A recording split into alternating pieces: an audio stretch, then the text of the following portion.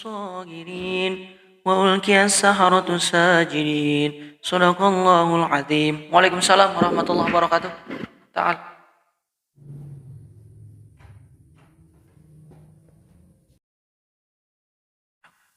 Silakan.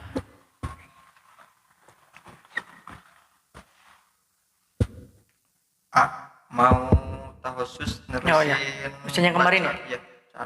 Kemarin teh surat Al-Anfal ya, kalau nggak salah ya? Iya, Terakhir Al-Anfal ya? Berarti surat apa sekarang? Surat At-Taubah. At-Taubah ya? Baroah ya? Ya, siap. Dibuka berarti. At-Taubah. Yaudah. Sok, ya, dibaca. A'udzu billahi minasy syaithanir rajim. Lupa. Gimana? Ini kan surat At-Taubah. Iya, Taubah. Dilarang baca bismillah ya? Oh iya, iya. Nah, kenapa sih alasannya? Oh, siap. Berarti ngejelasin dulu ya? Iya. Berarti ngejelasin dulu nih. Nah, di dalam surat At-Taubah atau sering disebut surat Baroah itu, di situ terdapat beberapa ikhtilaf sebetulnya. Ada yang membolehkan, kemudian ada yang memakruhkan juga, bahkan ada yang mengharamkan. Itu kan jadi bingung ya. Jadi bingung ya, kita harus ambil yang mana. Nah, gini. Mungkin di sini akan ambil referensi salah satu kitab yang membahas tentang bagaimana hukum pembacaan bismillah di dalam surat At-Taubah. Nah, kalau membaca ta'ud itu boleh. Kalau ta'ud ya, itu gak ada ikhtilaf. Gitu.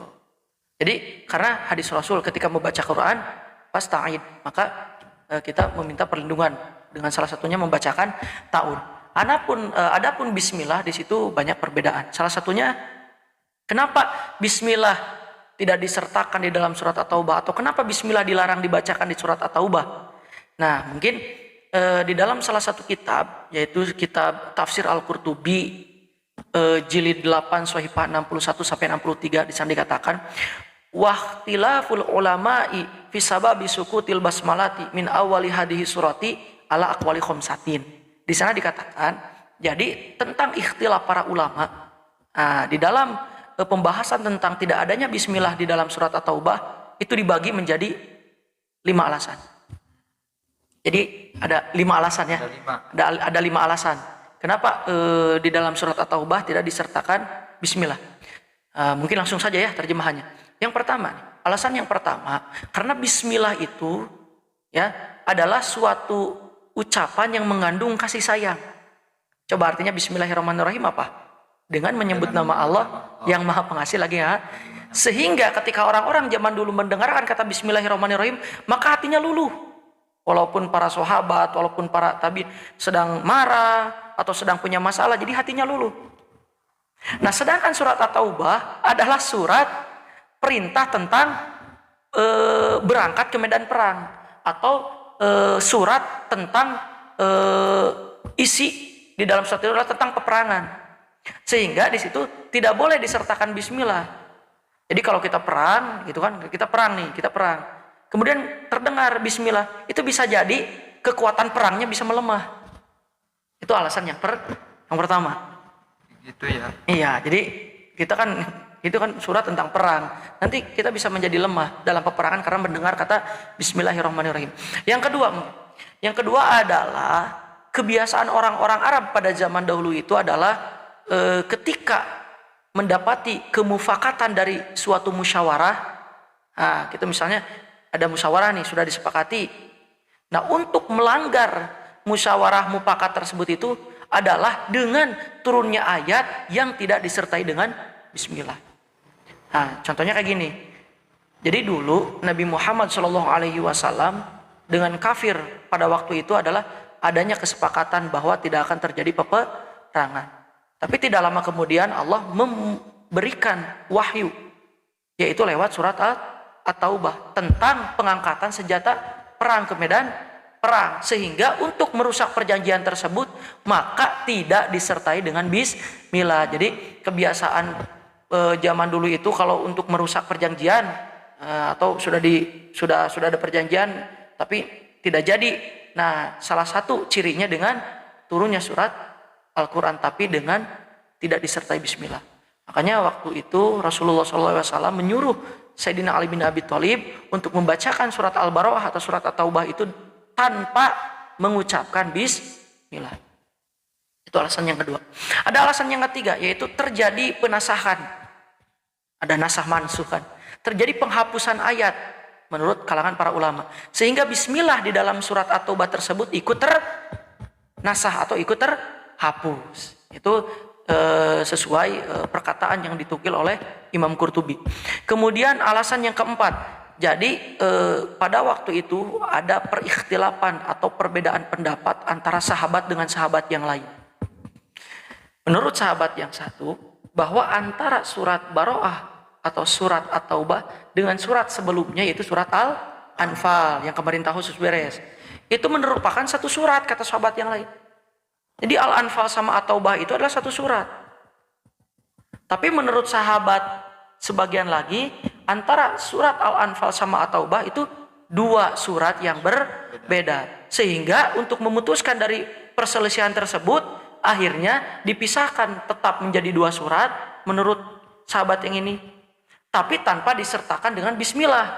Karena bismillah kan dibacakan biasanya satu surat di awal surat kan bacanya, maksudnya kan gini, menjadi ikhtilaf bismillah itu kan ada yang mengharamkan, yang mewajibkan, atau termasuk ayat, atau ini tidak termasuk ayat selain Al-Fatihah, itu kan bismillah di awal surat. Jadi untuk mengurangi perselisihan, jadi tetap Al-Anfal sama At-Taubah dibuat menjadi dua surat, tapi tanpa bismillah, gitu kan? Nah, jadi seakan-akan tanpa bismillah itu di surat At-Taubah, karena At-Taubah sudah termasuk ke dalam surat Al-Anfal. Di Al-Anfal kan bisa baca bismillah. Nah, gitu kan? Nah, alasan yang terakhir adalah menurut Ibnu Ajlan dan Sa'id bin Zubair, di situ dikatakan bahwa surat At-Taubah sebanding dengan surat Al-Baqarah. Gitu kan? Nah, di mana ketika malaikat Jibril menurunkan surat At-Taubah, di situ ditegaskan bahwa malaikat Jibril tidak menyertakan dengan ucapan Bismillahirrahmanirrahim. Nah, di situ kan terjadi perbedaan ikhtilaf juga sebetulnya menurut empat madhab juga itu beda-beda. Itu bahwa Bismillah di dalam surat selain Al-Fatihah itu termasuk satu ayat dari surat tersebut. Ada yang mengatakan tidak, itu kan, itu beda-beda. Nah, itu adalah salah satu penjelasan tentang 5 pembagian alasan kenapa Bismillah tidak diucapkan di surat At-Taubah. Bisa dipahami? Insya Allah bisa. Oh, jadi itu ya alasannya. Iya. Nah, tapi kan tadi banyak ikhtilafnya. Ya. Jadi ada yang membolehkan, ada yang Betul. mengharamkan, ada yang memakruhkan.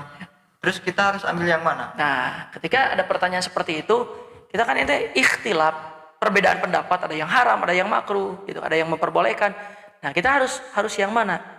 Apa yang harus kita pilih? Ketika ada suatu hukum dan di situ banyak ikhtilaf, maka untuk ihtiyat, kehati-hatian, maka tinggalkan. Nah, gitu kan? Tinggalkan. Maksud tinggalkan di sini menurut kaidah ushul fikih dikatakan al-khuruju minal khilafi mustahabun. Jadi keluar dari perikhtilafan para ulama, nah, itu lebih diperbolehkan, itu lebih baik. Nah, berarti kita harus pilih yang mana? Yang tidak disertakan dengan bismillah. Jadi ambil aja itu. Untuk apa? Untuk ikhtiyat, kehati-hatian. Nah, gitu. Mungkin di dalam hukum yang lain juga sama. Ketika ini makruh, ketika ini boleh, ketika ini haram, udah pilih aja yang tidak boleh untuk ikhtiyat, ya. Gitu. Coba sekarang baca lagi. Nah, sekarang bisa kan dari ta'ud dong. Iya, dari ta'ud gak apa-apa. A'udzu billahi minasy syaithanir rajim. Bara'atum minallahi wa rasulihi ilal ladzina 'ahadtum minal musyrikin fasihu fil ardi arba'ata ashhurin wa'lamu annakum ghayru mu'jizillah wa anna Allaha mukhzil kafirin. Sadaqallahul azim. Terima kasih ya. Sama-sama, mudah-mudahan berkah ya. Amin. Nah, adapun yang barusan jelasin, mudah-mudahan manfaat. Amin. Kalau memang semua itu benar, memang itu mutlak kebenaran dari orang-orang soleh dan dari Allah Subhanahu wa taala. Adapun kalau ada kesalahan dari penjelasan AA, mungkin itu mutlak dari kebodohan AA sendiri. Mudah-mudahan dimaafkan dan menjadi rahmat buat AA. Terima kasih. Siap. Sekarang jadi tahu ya. Iya, gitu. Ya, mau sekarang pergi. Siap. Berarti jadwal tausis kapan? Nanti sore ya? Iya. Tausis lagi. Siap. Assalamualaikum. Waalaikumsalam.